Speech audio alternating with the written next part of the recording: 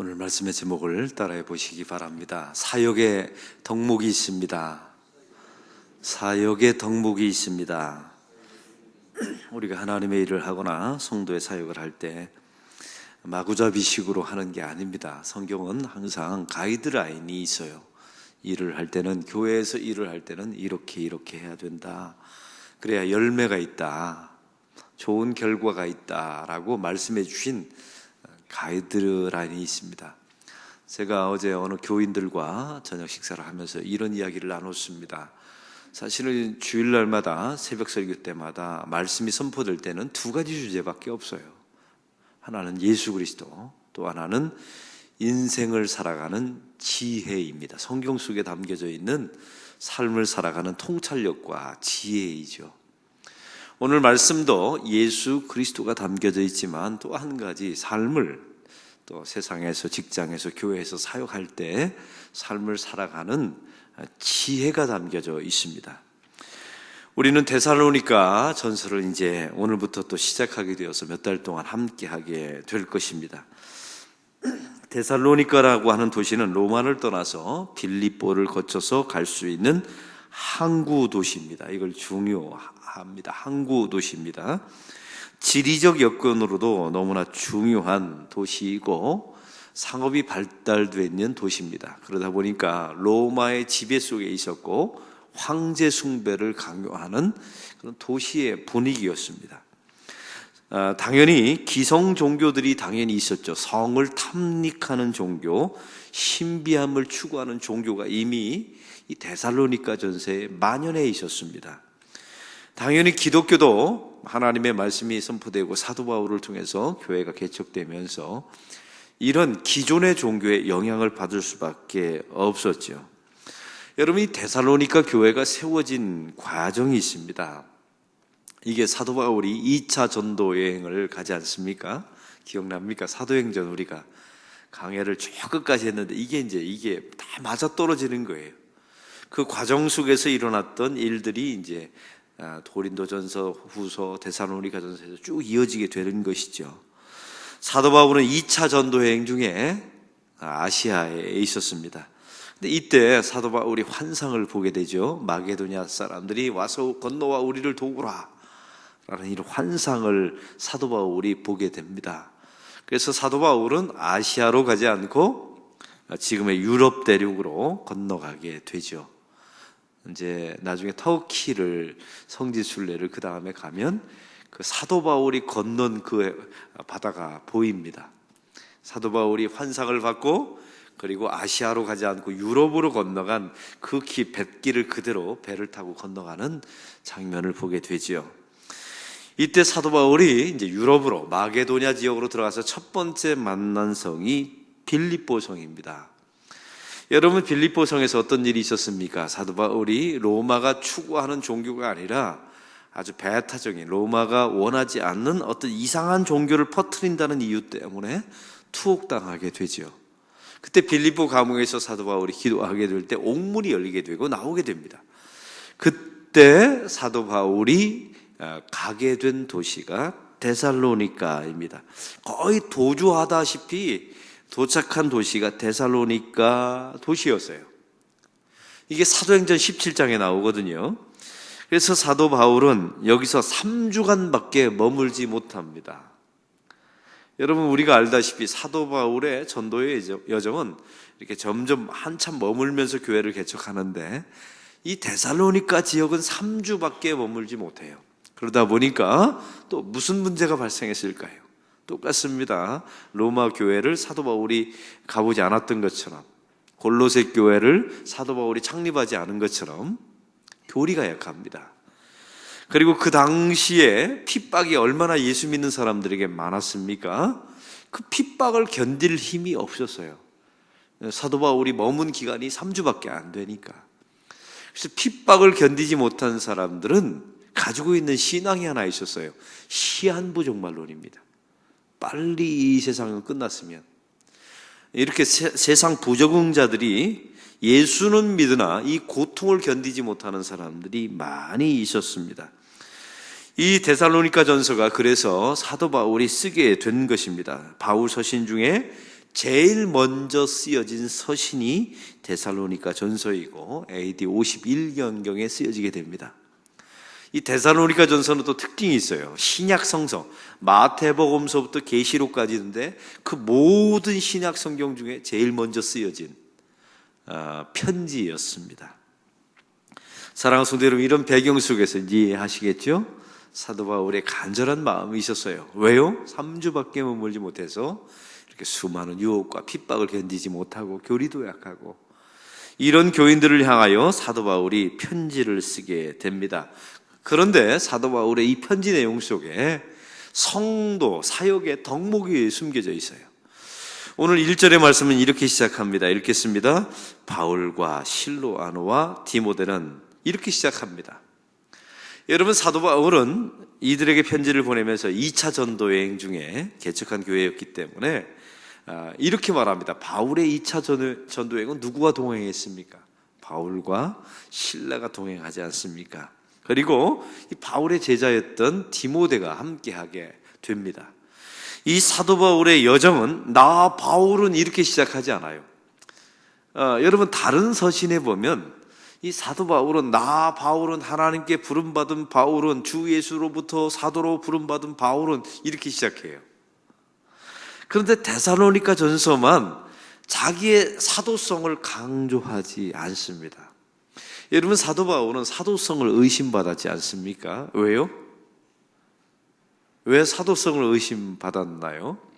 여러분, 사도 바울은 예수님의 공생애를 함께한 사람이 아닙니다. 또 부활을 직접 본 사람도 아니었죠. 예수님의 직계 제자도 아니에요. 그리고 십자가 밑에도 없었고, 또한 텐트 메이커, 스스로 돈을 벌면서 사역을 하니까 에이 저거 자기가 양심의 가책이 있어서 우리한테 돈 달라고 안 하는 거야 하고 베드로하고 비교를 하는 거예요. 그러니 사도 바울이 모든 편지를 쓸 때마다 예수 그리스도로부터 부름받은 나 바울은, 주의 사도된 나 바울은 이렇게 하면서 자기를 막 변명하거든요. 그런데 오늘 이 데살로니가 전서는 나 사도 바울은 뭐 이런 얘기가 없어요. 그냥 시작 자체가 바울과 실로아노와 디모데는 이렇게 편지를 씁니다. 여기는 중요한 이유가 있어요. 자기의 사역은 팀워크에 의해서 이루어졌다는 것을 표현하는 거예요. 바울과 실라와 디모데는, 그러니까 하나님의 사역은 공동 사역이었던 거죠. 그리고 이 팀워크가 잘 된 교회는, 사역은 자기 자신을 변명할 필요가 없어요. 여러분, 이 팀워크가 안 된 교회는 담임 목사가 자기의 담임 목사직에 대한 변호, 내가 이 교회 담임 목사라는 것을 강조합니다. 이 팀워크가 안 된 교회는 교회 안에 선임 장로님, 선임 집사님, 권사님들이 내가 선임인데라는 것을 굳이 강조해요. 팀워크가 안 됐다는 증거입니다. 교회가 감독을 세우고 위원장을 세웠는데 내가 이래봬도 위원장인데 내가 감독이다, 이걸 만약에 내세우는 교회는 이미 팀워크가 깨졌다는 말입니다. 여러분, 교회라는 것은 각각의 기능과 역할이 다 있어요. 근데 이게 팀워크가 되었다는 것은 그걸 서로 다 인정해주는 분위기예요. 그 사람의 역할과 기능을. 이게 안 되는 교회는 항상 변명합니다. 나 사도 바울은, 사도로 부름받은 나 바울은, 예수 그리스도로부터 부름받은 나 바울은. 이걸 언제까지 해야 합니까? 여러분, 그래서 우리가 하나님의 사역을 할 때 가정도 마찬가지고 직장도 마찬가지예요. 결국 직장을 유익하게 하고 교회를 유익하게 하는 사람은 결국 팀워크를 이루는 사람이에요. 여러분, 우리가 자기 자신의 존재에 대해서 강변하는 사람은 두 가지 이유가 있습니다. 팀워크가 깨졌든지 그 팀 안에서 그 사람의 역할을 인정 못 받든지예요. 여러분, 그래서 하나님의 교회 사역을 잘 감당하려면 하나님, 팀워크가 잘 될 수 있도록 저를 도와주세요. 여러분, 교육자도 마찬가지입니다. 그냥 설렁설렁 하는 것 같지만 이게 팀워크가 맞아야만 우리 안락교회 최고의 사역의 열매가 나와요. 할렐루야. 여러분, 이걸 잊지 마세요. 그래서 팀워크가 잘 되려면 오늘 말씀에 소속과 신분이 분명해야 합니다. 그래서 1절에 그 다음 절에 이렇게 말합니다. 하나님 아버지와 주 예수 그리스도 안에 있는. 우리가 나의 각자 부르심 받은 게 아니에요. 하나님 아버지와 예수 그리스도 안에 있다라는 소속이 아주 분명합니다. 그분들의 하나님과 하나님 아버지와 예수님의 통치를 받고 그분이 나의 인생의 주인 되시고, 여러분 이런 소속이 아주 분명해야 돼요. 여러분 그 소속감이 우리를 팀워크를 맞춰 주는 겁니다. 여러분 어느 정도의 소속감이에요? 죽어서도 같은 천국에서 만날 사람. 별로 감동이 없어요. 이게 대단한 팀워크 아닙니까? 죽어서도 같은 천국에서 만날 사람들. 영광스럽고 강력한 팀워크이죠. 여러분 이것이 하나님의 백성들에게 고백이 있어야 합니다. 그래야 팀워크가 맞춰지는 거예요. 또한 두 번째는 축복의 관계여야 합니다. 1절의 후반부에 보면 이렇게 나와 있습니다. 은혜와 평강이 너희에게 있을지어다. 여러분 이 은혜라는 것은 카리스입니다. 신약의 축복의 말이죠. 평강은 샬롬입니다. 구약의 축복의 말이에요. 그러니까 사도 바울은 축복이라는 말을 두 번이나 반복하는 겁니다. 신약적인 용어로 은혜가 있을지어다, 구약적인 용어로 샬롬 평강이 있을지어다. 그러니까 얼마나 축복하고 싶으면 축복에 축복이 있을지어다 이렇게 말하는 거예요. 여러분 우리가 팀워크의 관계는 경쟁의 관계가 아닙니다. 팀워크가 되려면 시샘에서도 팀워크가 이루어지지 않아요. 축복의 관계가 있어야 합니다. 근데 여러분 이 축복의 관계라는 것은 그냥 이루어진 게 아니에요. 당신과 나는 한 몸으로 엮여져 있다라는 신앙 고백이 있을 때만 가능한 거예요. 할렐루야. 여러분 손과 발이 경쟁하면 이 몸은 제대로 될까요? 엉망이죠. 손과 머리는 경쟁하지 않습니다. 서로 보완하고 협조하죠. 근데 손과 발이 경쟁하고 시샘했다, 분명히 표현합니다. 둘 중에 하나는 그 몸에서 떨어져 나간 겁니다. 다시 말하면 한 사람은 구원의 대상에서, 하나님의 공동체 대상에서 벗어날 수도 있다는 사실이에요. 그래서 항상 하나님의 백성들은 축복의 관계로 이어져야 합니다. 잘 되길 바라는 마음. 저 사람이 잘 되길 바라는 마음에서 하나님의 사역을 감당하셔야 합니다. 그 다음에 오늘 성경에 이 팀워크가 되려면 결국 감사라고 하는 신앙의 고백이 있어야 합니다. 2절의 말씀을 다 같이 읽겠습니다. 우리가 너희 모두로 말미암아 항상 하나님께 감사하며 기도할 때 너희를 기억하면. 여러분 우리가 사역할 때마다 저는 제 아들에게 또 이런 말을 합니다. 두 마디 말만 잘해도 굶지 않는다. 첫 번째는 저는 항상 한 가지라고 말하면 인사만 잘해도 굶지 않는다. 저희 부모님이 저에게 해준 말이거든요. 그래서 목회자가 되더라도 인사를 잘해야 된다. 그러면 돼도 50점 먹고 들어간다. 근데 그 인사라는 게 무엇이냐면 사실은 감사의 표현이거든요. 그래서 저는 이런 표현을 씁니다. 세상살이 할 때 뒤에 있는 사람은 두 가지 말을 아주 본능적으로 배워요. 감사합니다, 미안합니다. 이 두 마디만 잘해도요 인생 풀립니다. 근데 여러분 주변에 보세요. 그 사람을 잃어버리고 항상 우리 주변에 팀워크가 깨지는 사람들을 보면 이 감사합니다라는 말이 없어요. 그리고 중요한 사실은 본인이 완벽한 것처럼 미안합니다라는 말이 없죠. 오늘 말씀에 보면 특별히 사도 바울은 이 사역 가운데 감사를 먼저 편지 가운데 쓰게 됩니다. 그런데 오늘 감사의 내용을 보세요. 너희 모두로 말미암아 라고 명확한 대상을 씁니다. 여러분 감사라는 것은 두리뭉실하게 하는 게 아니에요. 세상 사람들이 발견한 그 지혜에 보면 이런 게 나와 있습니다. 칭찬과 감사의 조건이 있다 합니다. 첫째, 즉시 해야 된다. 미루면 잊어버린다는 거예요. 즉시 마음에 뜰 때 얼른 문자로 하든지 전화를 하든지 아주 최대한 즉시. 그다음에 두 번째는 구체적으로. 이렇게 벌 얼버무면서 하지 말라는 거예요. 오늘 이 때문에, 이것 때문에 감사합니다. 그리고 세 번째, 마음에 두면 안 되고 입 밖으로 꺼내야 된다는 거예요. 그리고 중요한 마지막 원리는 칭찬과 감사는 공개적으로 해야 된다. 이게 자기계발서에 나와 있는 4가지예요. 이런 사람들이 세상에서도 인정을 받는답니다. 이렇게 하고 계세요? 즉시, 구체적으로, 입 밖으로, 그리고 공개적으로. 여러분, 그래서 사도 바울은 이 원칙 가운데 아주 너희 모두에게 감사하다라고 분명하게 타켓을 말하죠. 그 다음에 2번째 이렇게 말합니다. 감사를 항상 감사하다라고 말합니다. 여러분, 이것이 시간적인 의미가 아닙니다. 어떤 상황 속에서도 감사한다라는 의미예요. 여러분, 사도 바울의 그 사역 가운데 독특한 게 하나 있습니다. 사단의 가시라고 하는 질병이 있었죠. 하나님께 3번이나 기도합니다. 이 3번이라는 의미는 완전수로서 그들은 날마다 하나님 앞에 간절히 기도했다는 뜻이에요. 얼마나 고통스러웠으면 사도 바울이 질병을 고쳐달라고 말할까요? 근데 하나님이 응답을 딱 한 가지만 말합니다. 내 은혜가 내게 족하다. 이것만 말씀하세요. 근데 그 다음 성경에 보면 사도 바울이 이걸 이렇게 해석합니다. 그건 이제 사도 바울의 해석이에요. 나를 교만하지 않게 하시려고. 이렇게 해석이 나와요. 근데 이 해석이 아주 정확한 해석이었고, 중요한 것은 하나님, 그 사단의 가시가 나를 교만하지 않게 해서 생략된 게 있어요. 뭐예요? 감사합니다.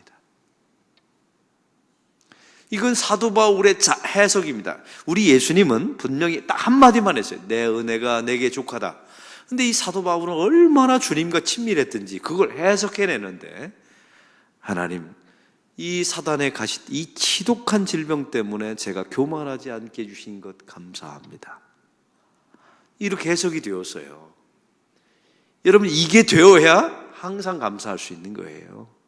이 해석이 안 되면 절대로 감사가 나오질 않습니다. 이게 성도의 위대한 덕목이에요. 이게 되려면 우리 주님과 친밀해야 돼요. 그래야 주님의 뜻을 알아낼 수가 있죠. 우리는 이렇게 생각합니다. 우리가 새벽 기도에 나와서 여러분이 구하는 게 있어요. 제가 보니까 얼굴에 써 있는 분들이 있어요. 아주 간절하게 이건 주셔야 합니다. 이거 들어주셔야 합니다. 근데 여러분에게 진짜 묻습니다. 그거 주님께서 오늘 주시면 여러분의 인생에 그게 정말 유익이 될 거라는 확신이 있나요? 확신이 있다고 말하는 분은 정말 인생을 모르는 분이에요. 저는 목회를 하면서 돈 달라고 해서 하나님이 돈 주신 분들이 있어요. 그것 때문에 신앙 다 팔아먹고 가정 이혼하고. 왜냐하면 이게 돈이 많아지니까 옆집 아줌마가 예뻐 보이는 거예요. 이게 실제로 있었던 일입니다. 이게 돈이 많아서 맨날 뭐 헛짓거리하고 돌아다니면서 이제는 가정도 안 보이고 옆집 아줌마가 예뻐 보이고, 그래서 돈 생겨서 가정 망가지고 결국 교회 떠난 성도를 제가 많이 봤어요. 그럼 다시 말해볼까요? 그 사람이 생각했던 돈은 그 사람에게 축복이 아니라 재앙이었던 겁니다. 재앙. 그럼 이걸 나중에, 처음에는 몰랐죠. 나중에 시간이 많이 지나고 보니까 그게 재앙이었다는 사실을 알게 되는 거예요. 그래서 예수 믿는 사람들은 자기 삶 속에 일어나는 수많은 문제에 대해서 속단하시면 안 돼요. 지나봐야 합니다. 그게 정말 하나님의 섭리 가운데 주어진 것인지, 내가 그냥 원해서 받은 건지. 여러분, 하나님의 뜻은 시간이 지나봐요. 내가 저 대학 들어가면 나의 인생은 폈다. 아니에요. 여러분, 서울대 들어가서 망가진 사람들은 또 얼마나 많은데요. 거기서 다 졸업했다고 해서 성공하는 것도 아니에요. 이렇게 보았을 때 우리는 특별히 매 순간순간마다 하나님의 인도하심 가운데 살아가며 나에게 그 하나님께 순종해서 일어났던 모든 일을 하나님께 결국 감사의 거리로 받아들일 수 있는 해석의 능력이 있어야 돼요. 할렐루야. 해석의 능력은 아무에게나 주어지는 게 아닙니다. 하나님과 진짜 친밀한 사람, 나를 자고하지 않게 하시려고, 이렇게 말할 수 있을 정도가 되어야 항상 감사하는 사람이 되는 겁니다.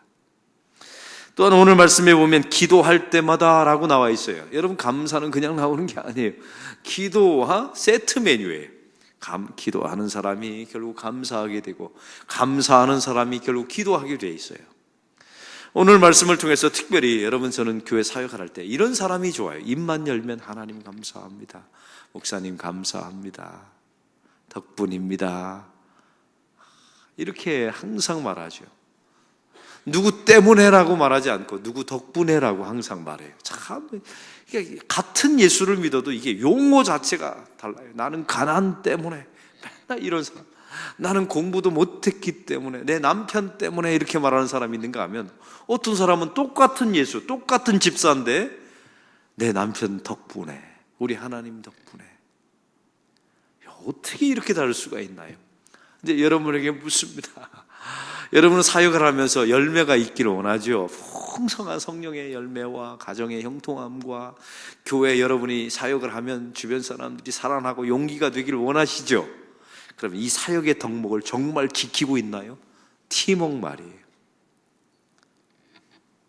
그리고 항상 해석의 능력이 있어서 감사함으로, 이게 되면, 이 두 가지가 되면 여러분의 가정 안에서도 팀워크가 되면 그 가정이 얼마나 좋겠습니까? 아내와 남편의 팀워크, 자식과 부모의 팀워크, 시부모님과 여러분 다음 대의 팀워크, 3대의 팀워크. 대단한 하나님의 은혜입니다. 이걸 아무 가정에나 누릴 수 있는 게 아니에요. 하나님의 놀라운 은총이에요. 그리고 그 가정과 교회 속에서 나오는 맨날 말이 감사합니다, 덕분입니다.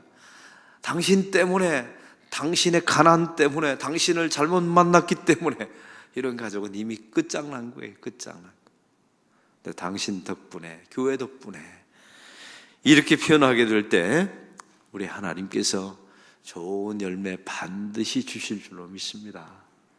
그래서 이 말씀을 통하여 오늘 하루가 풍성한 하루가 되기를 축원합니다. 오늘 말씀의 느낌과 깨달은 점을 적어보시고, 해야 될 것 한 가지와 하지 말아야 될 것 한 가지를 적어보시고, 이 말씀대로 사는 하루가 되게 달라고 기도하는 시간 갖겠습니다.